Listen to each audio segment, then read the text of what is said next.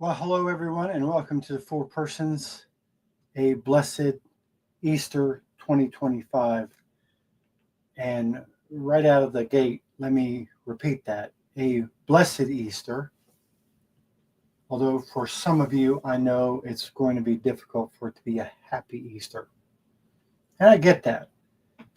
Um, we have friends, quite a few, as a matter of fact, have been through some pretty awful stuff. We get it. We're right there with you. That doesn't make this day less important for you. It makes it more important for you.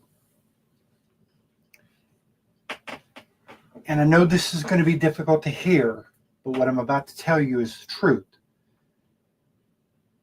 In a way, you have received a special blessing by the trials that you're facing, by the trials that you're going through.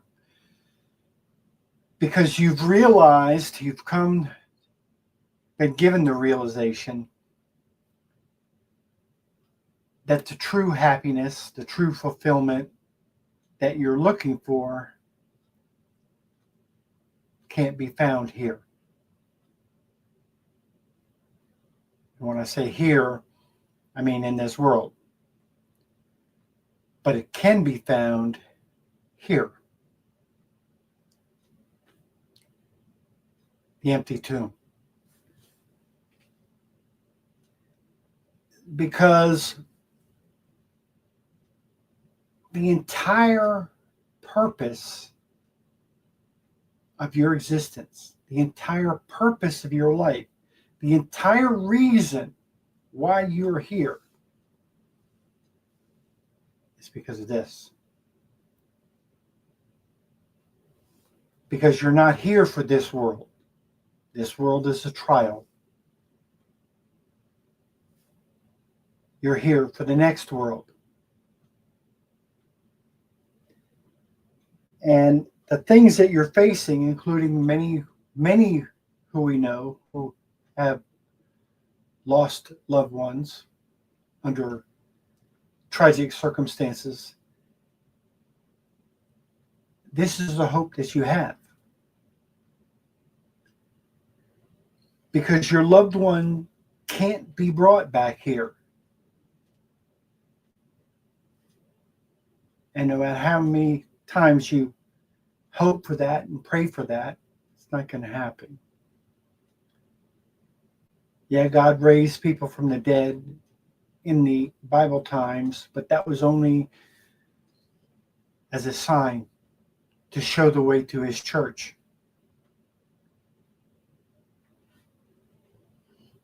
And if you made the journey from here to there, why in the world would you ever want to come back? So when we want our loved ones to come back, is it for their benefit or is it for ours? Well, if they're in heaven, it's certainly for our benefit. Because no one would want to leave heaven to come to earth. And the power of this day and the power of this apostolate is rooted in that message. That we do have to suffer for a time here. We do have to go through trials for a time here.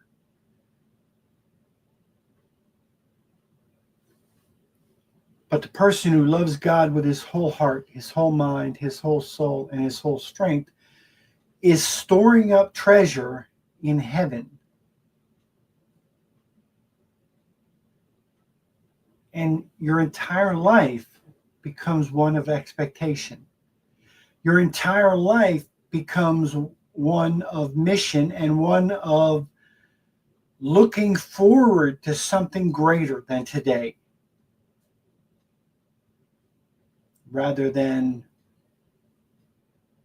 someone looking back at past glory and faded memories of glory days of the past, wanting to relive what they can't relive, wanting to recapture what they can't capture. And on that Easter morning in 33 AD, all our hopes, all our dreams, everything that we live for, even if we don't realize it,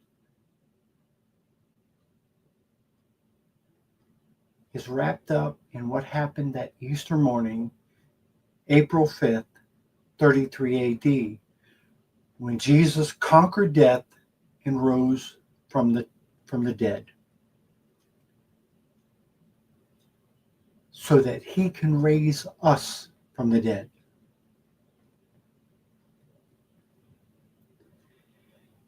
The current trials, the current sorrows that you're going through, as hard as they may be, and trust me, I know for some of you they're very hard. I understand that. I'm not trying to soft shoe that. I'm not trying to minimize that. I'm not trying to tell you that your grief is not real. I'm not trying to tell you that your grief is not justified. But what I can tell you for sure is that your grief will come to an end. One day, your grief will come to an end. It will come to an end either by God removing that particular trial from your life, which you are perfectly welcome to pray for and hope for, or it will come to an end by you leaving this life. And if you leaving this life makes you go to heaven, in the first second of heaven, you will forget all the pain of this place. And those who have lost loved ones should make that as their driving force in life. Make that as your driving mission. Make that as your motivation to first get them to heaven, if maybe perhaps they are in purgatory. And second, to get yourself there to be with them. That is what Easter is all about.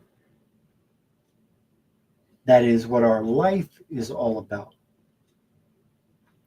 And that is why Jesus says in Mark chapter 12, verse 30, that the greatest commandment is to love God with your whole heart, your whole mind, your whole soul, and your whole strength, and to love your neighbor as yourself. Not to love God with half your heart or with your whole heart, but only half of your strength. Now, you got to be all in. The biggest mistake that I made in my life was when I tried to make God the biggest part of my life. God can't be the biggest part of your life.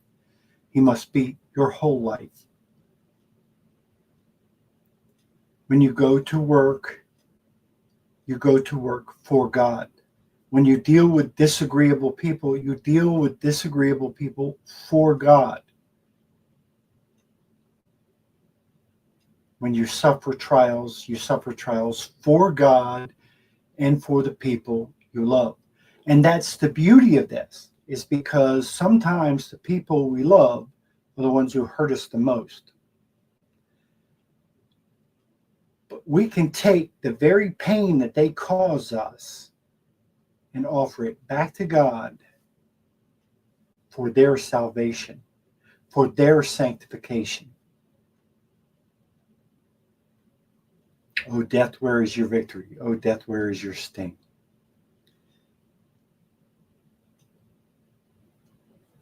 Easter is about conquering. It's about Jesus conquering death, and it's about us conquering ourselves to be united with him. It's such a meaningful and profound day. And I went to the Easter Vigil last night, and there was a huge uptick in the number of Catholics converting to this faith, people converting to the Catholic faith. And that is a phenomenon that is being multiplied around the country and around the world. Record numbers of people converting to the Catholic faith in countries like France, England, and in the United States, dioceses across the United States. It's not in our imagination. It's a fact. It's happening.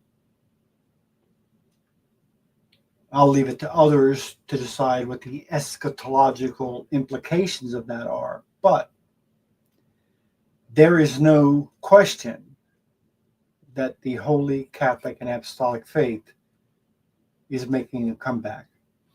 And it's making a comeback because people have come to finally understand in this information age that Protestantism and secularism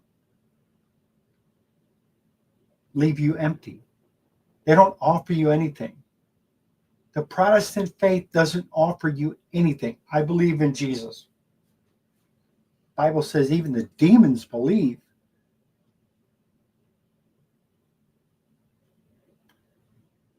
An intellectual and verbal assent to faith means nothing unless it is proven.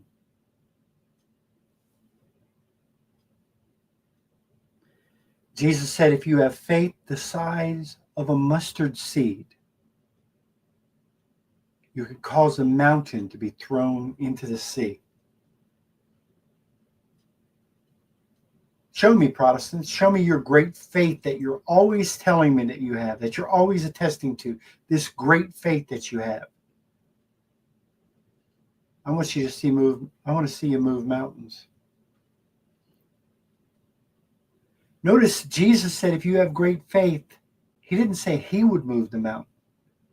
He said, you will say to the mountain. And that is not to say that we replace God. Far be it from me to suggest such a thing. But what it is to say is that for a person of faith, salvation is not something that God does to you. It is something that God does through you, through your cooperation. As St. Augustine put it, without God, I can't. Without me, he won't. We are tied together with him. This is not semi-Pelagianism, which says that it's partly God's work and partly my work. That's what we're always accused of, adding our work onto God's. No, it's all God's work. But it's God's work that becomes my work by my cooperation with it.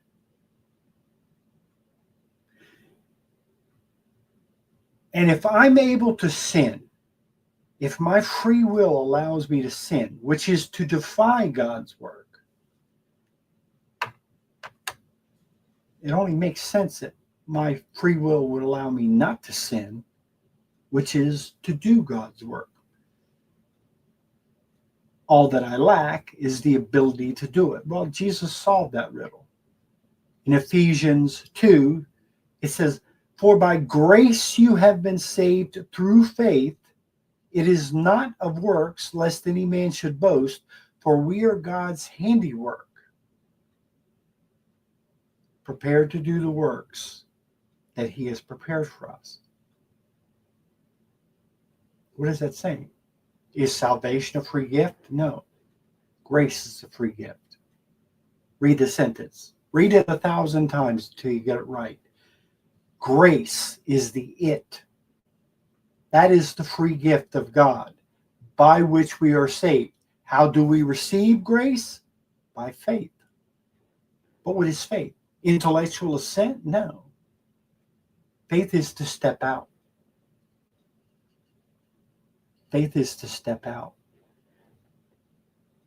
Faith is demonstrated by Jesus in the Garden of Gethsemane when he says, Father, if it be possible, take this cup from me. Nevertheless, not my will, but yours be done. How many of us say that? How many of us say, Lord, I hate this cup, but if it be your will that I drink it, then may it be so. Give me the strength to drink it. That's faith. That's faith. Protestant faith suggests that Jesus drinks the cup for us because we can't drink it.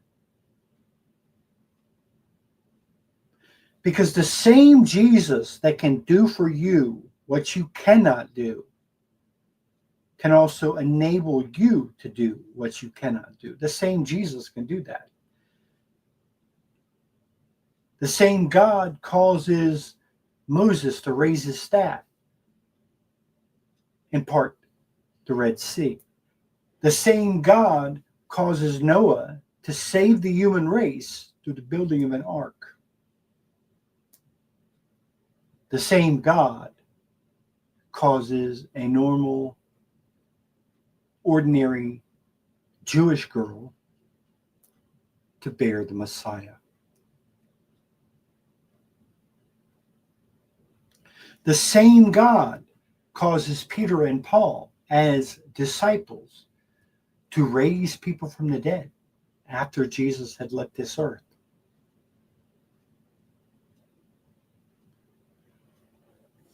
And the same God has raised up miracle after miracle after miracle in the Catholic Church. Like the miracle of the sun at Fatima, like the miraculous miracles at Lourdes, like the incorruptibles, like the Eucharistic miracles. The same God is still able to work in the world. The same God is still working in the world through his church that he established when he said to Peter, you are the rock, and upon this rock I will build my church, and the gates of hell will not prevail against it.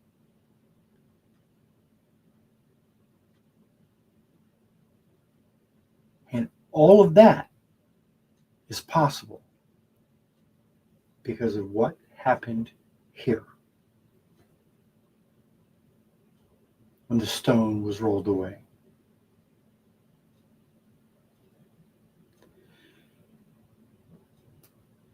I want to thank those who have supported the Four Persons and grown it into the success that it has been.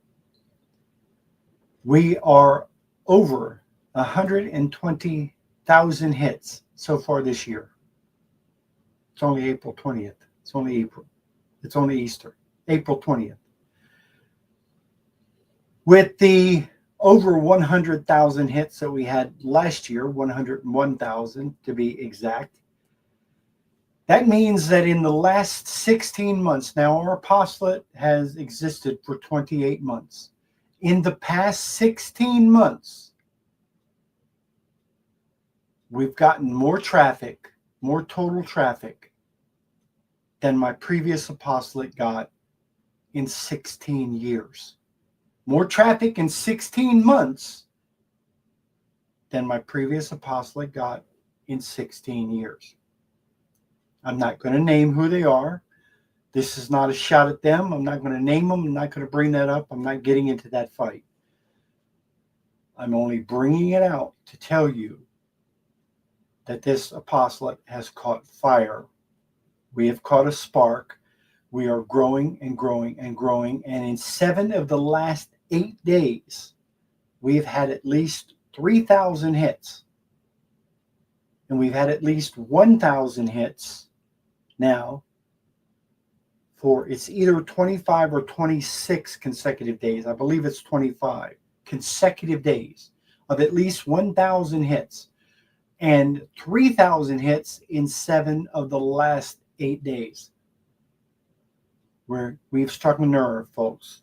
And we've struck a nerve because we're giving you good content, because we speak from the heart, because we're sincere and because we truly love and want to serve God and bring you the message of the gospel through God's Holy Catholic Church.